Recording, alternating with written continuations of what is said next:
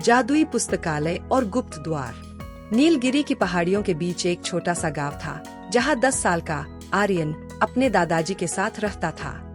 आर्यन कोई साधारण बच्चा नहीं था। उसकी आंखों में हमेशा एक अजीब सी चमक रहती थी, जैसे वह उन चीजों को देख सकता हो जिन्हें दूसरे नहीं देख पाते।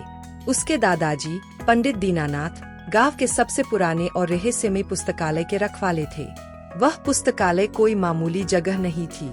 वहाँ की दीवारों से पुरानी किताबों की महक आती थी और शाम के वक्त अलमारियों के पीछे से फुसफुसाहटें सुनाई देती थीं। दादाजी हमेशा कहते थे, आर्यन, किताबें सिर्फ पन्ने नहीं होती, वे दूसरे संसार के दरवाजे होती है। लेकिन याद रखना, कुछ दरवाजे कभी नहीं खोलने चाहिए। एक बरसात की रात जब बिजली कड़क रही थी और गांव की गलियां सुनसान थीं, आर्यन को नींद नहीं आ रही थी। उसने देखा कि दादाजी के कमरे की खिड़की खुली थी और वहां से एक सुनहरी रोशनी आ रही थी। आर्यन दबे पांव वहां पहुंचा। उसने देखा कि दादाजी एक बहुत पुरानी चमड़े से बंधी किताब पढ़ रहे थे और कुछ बुदबुदा रहे थे।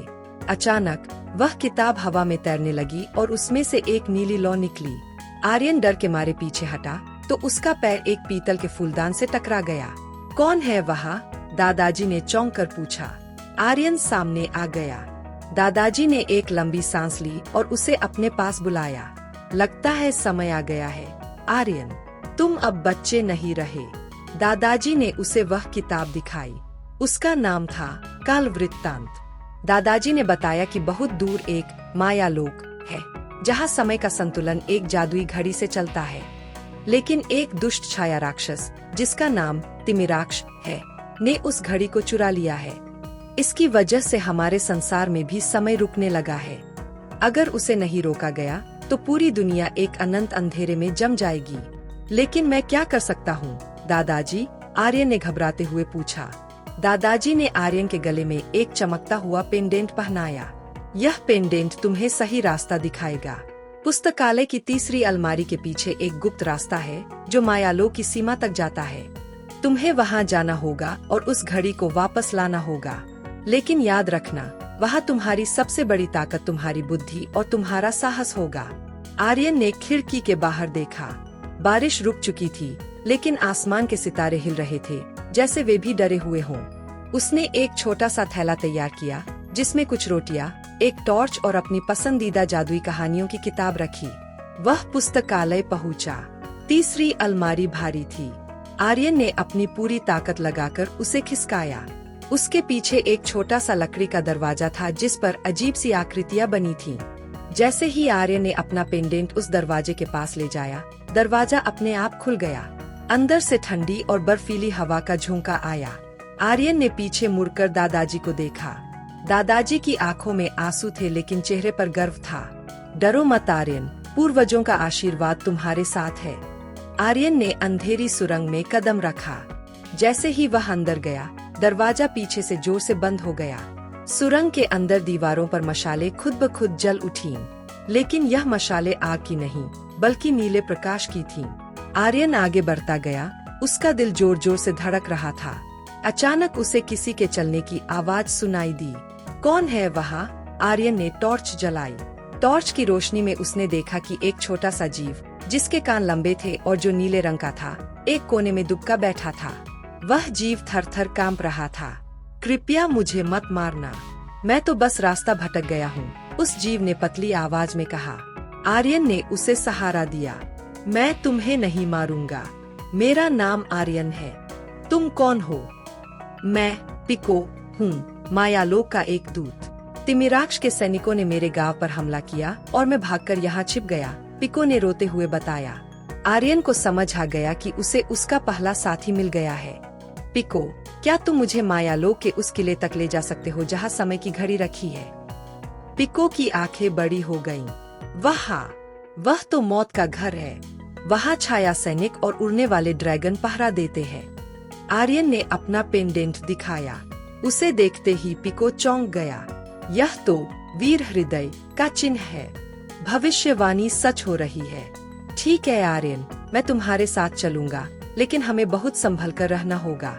सुरंग के अंत में एक बहुत बड़ा पोर्टल द्वार था जो पानी की तरह हिल रहा था। आर्यन और पिको ने एक दूसरे का हाथ पकड़ा और उस द्वार के पार छलांग लगा दी। जैसे ही वे दूसरी तरफ पहुँचे, आर्यन की आंखें फटी की फटी रह गई। आसमान बैंगनी रंग का था, पेड़ चांदी की तरह चमक रहे थे और जमीन पर घास की जगह छोटे छोटे हीरे जैसे पत्थर थे। लेकिन दूर क्षितिज पर एक काला किला था जो बादलों को छू रहा था। उस किले के चारों ओर काली बिजलियां कड़क रही थीं। वह रहा तिमिराक्ष का किला। पिको ने कांपते हुए इशारा किया। अभी वे आगे बढ़ने ही वाले थे कि अचानक जमीन फटने लगी। मिट्टी के अंदर से कंकाल जैसे दिखने वाले सैनिक बाहर निकलने लगे, जिनके हाथों में काली तलवारें थीं। उनकी आंखों में कोई जान नहीं थी, सिर्फ नफरत थी। आर्यन ने अपनी मुट्ठियां भींच लीं। युद्ध शुरू हो चुका था। उसे नहीं पता था कि आगे क्या होने वाला है, लेकिन उसे पता था कि अब पीछे हटने का कोई रास्ता नहीं है। जादुई तलवार और छाया सैनिकों का हमला। मायालो की धरती पर कदम रखते ही आर्यन को महसूस हुआ कि यहाँ की हवा में एक अजीब सा खिंचाव है। वहाँ का आसमान बैंगनी था और बादल ऐसे तैर रहे थे जैसे पानी में स्याही घुली हो। पिको, जो एक छोटा और नीला जादुई जीव था, आर्यन के कुर्ते को पकड़कर थर-थर कांप रहा था। सामने रेतीले मैदान से जो कंकाल सैनिक, छाया सैनिक निकल रहे थे, उनकी हड्डियों से खौफनाक चटकने की आवाजें आ रही थीं। आर्यन, हमें भागना होगा। ये तिमिराक्ष के रक्त विहीन सैनिक है। इन्हें दर्द नहीं होता और ये कभी थकते नहीं, पिको ने चिल्लाकर कहा। आर्यन ने पीछे मुड़कर देखा, लेकिन वह जादुई द्वार जिससे वे आए थे गायब हो चुका था। अब उनके पास सिर्फ एक ही रास्ता था, आगे बढ़ना। आर्यन ने अपने थैले में हाथ डाला। उसे लगा था कि वह अपनी टॉर्च निकालेगा, लेकिन जैसे ही उसका हाथ पेंडेन से छुआ, उसके थैले के भीतर से एक तेज सुनहरी रोशनी फूट पड़ी। उसने थैले से बाहर निकाला तो दंग रह गया। वह उसकी पुरानी कहानियों की किताब नहीं थी, बल्कि एक छोटी सी मुठिया हिल्ट थी जो शुद्ध चांदी की बनी थी। जैसे ही आर्यन ने उसे कसकर पकड़ा, उस मुठिया से नीली ज्वाला जैसी एक लंबी धार निकली और वह एक जादुई तलवार में बदल गई। यह क्या है? आर्यन ने हक्का बक्का होकर पूछा। यह मनोबल की तलवार है आर्यन। पिको की आंखों में उम्मीद की चमक जागी। यह तलवार लोहे से नहीं, तुम्हारे साहस से बनी है। जितना तुम निडर रहोगे, यह उतनी ही तेज होगी। तभी पहला छाया सैनिक आर्यन की ओर झपटा। उसकी काली तलवार हवा को चीरते हुए आर्यन के सिर की तरफ आई। आर्यन ने फुर्ती से खुद को बचाया और अपनी नीली तलवार से पलटवार किया। जैसे ही दोनों तलवारें टकराईं, एक जोरदार बिजली कड़की। छाया सैनिक धुएं के गुबार में बदल गया। लेकिन मुसीबत अभी कम नहीं हुई थी। जमीन से एक एक करके सैकड़ों सैनिक बाहर आने लगे। उन्होंने आर्यन और पिको को चारों ओर से घेर लिया। घेरा धीरे धीरे छोटा होता जा रहा था। उनकी आंखों की खाली कोटरों में लाल आग जल रही थी। पिको, क्या तुम कुछ जादू कर सकते हो? आर्यन ने हाफते हुए पूछा।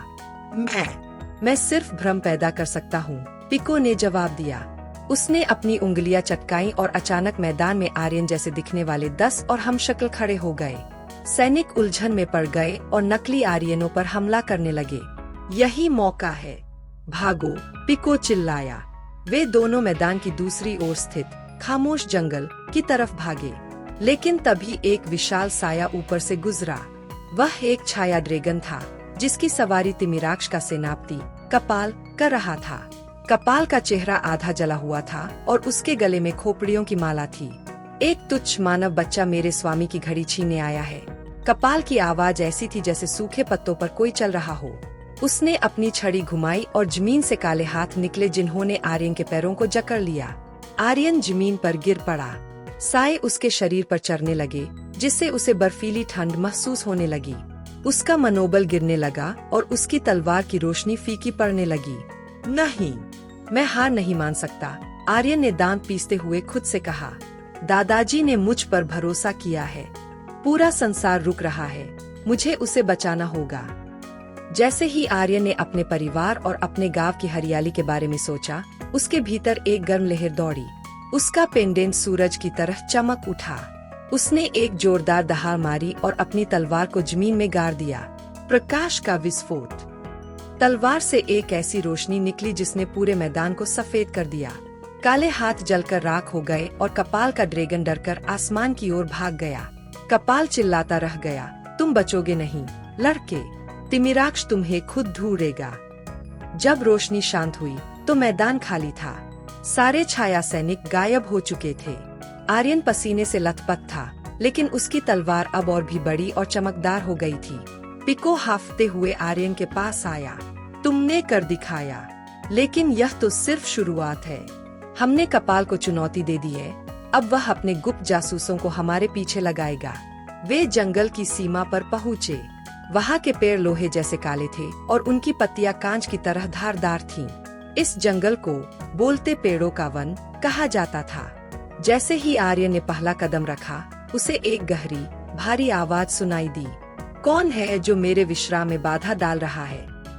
एक विशाल पेड़, जिसका तना किसी बूढ़े आदमी के चेहरे जैसा था, ने अपनी आंखें खोली। उसके पास कोई रास्ता नहीं था, सिर्फ शाखाओं का एक उलझा हुआ जाल था। पिको ने फुसफुसाते हुए कहा, आर्यन, संभल कर। यह जंगल रास्ता तभी देता है जब कोई इसकी पहेली का सही उत्तर दे।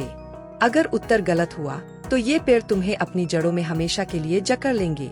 आर्यन ने तलवार नीचे की और सम्मान से अपना सिर झुकाया। महाराज, मेरा नाम आर्यन है और मैं समय की घड़ी को वापस लेने जा रहा हूँ। बूढ़ा पेड़ हंसा। उसकी हंसी से सूखी पत्तियां झड़ने लगीं। साहस है तुम में, लेकिन बुद्धि के बिना साहस सिर्फ आत्महत्या है। मेरी पहेली सुनो। वह क्या है जो सुबह 4 पैरों पर, दोपहर में 2 पैरों पर और शाम को 3 पैरों पर चलता है? आर्यन सोच में पड़ गया। पिको बेचैन होकर इधर उधर कूदने लगा। समय बीत रहा था और जंगल की जड़ें धीरे धीरे आर्यन के टखनों की ओर बढ़ रही थीं। अगर उसने जल्दी जवाब नहीं दिया तो वे यही दफन हो जाएंगे। आर्यन ने अपने दादाजी की बातों को याद किया। उन्होंने एक बार जीवन के चक्र के बारे में बताया था। अचानक आर्यन के चेहरे पर मुस्कान आ गई। इसका उत्तर है इंसान, आर्यन ने आत्मविश्वास से कहा। बचपन, सुबह में वह घुटनों के बल चलता है। जवानी, दोपहर में वह अपने 2 पैरों पर चलता है और बुढ़ापे, शाम में वह लाठी के सहारे 3 पैरों पर चलता है। पूरा जंगल थरथरा उठा। बूढ़े पेड़ की शाखाएं धीरे धीरे हटने लगीं और बीच में एक सुंदर सुनहरी पगडंडी दिखाई देने लगी। जाओ बालक, तुमने अपनी बुद्धि का परिचय दिया है, पेड़ ने धीमी आवाज में कहा। लेकिन सावधान रहना, आगे सपनों का दलदल है। वहाँ तुम्हारे दुश्मन तुम्हें तलवार से नहीं, बल्कि तुम्हारी अपनी इच्छाओं से मारेंगे। आर्यन और पिको पगडंडी पर आगे बढ़ गए। दूर आसमान में तिमिराक्ष का काला किला अब थोड़ा और करीब दिखाई दे रहा था, लेकिन उसके चारों ओर का घेरा और भी भयानक होता जा रहा था। आर्यन को पता था कि अब उसे न सिर्फ अपनी ताकत, बल्कि अपने मन पर भी काबू रखना होगा।